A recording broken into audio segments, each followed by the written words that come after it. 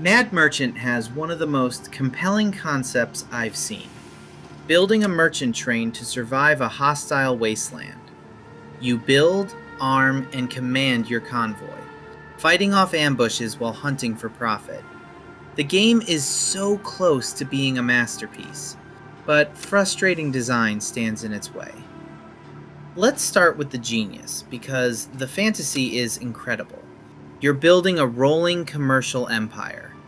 The core loop is satisfying, as your tiny train evolves into a massive convoy, giving you an amazing sense of progression. The strategy is also deep. You have to balance wagon weight against engine power, and a dynamic economy turns route planning into a tense puzzle. A resource worthless in one town can sell for a fortune in another.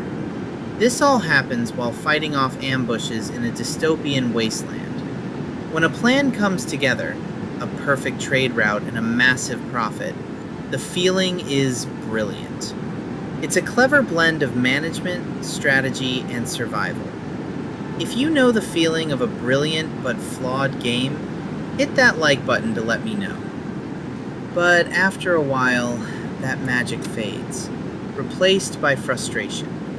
It stems from core design choices that work against the game's strengths, namely its user interface and steep learning curve.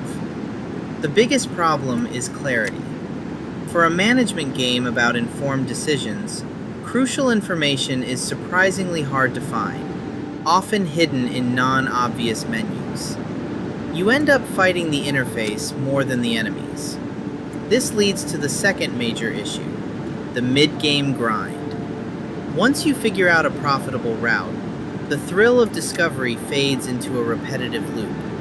The very systems that were once a source of joy become chores, and the brilliant, dynamic world starts to feel static. So, where does that leave us? Mad Merchant is the definition of a flawed masterpiece. The core fantasy is exceptional, and when its systems click, it's brilliant. However, its potential is consistently held back by an opaque UI and a mid-game that devolves into a grind. So, is it worth playing? Yes, with a caveat.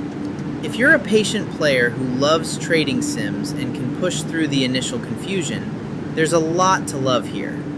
But if you get easily frustrated by clunky design, you might quit before you get to the good stuff.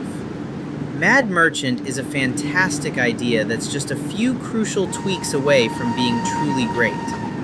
What's your favorite flawed masterpiece? Let me know in the comments.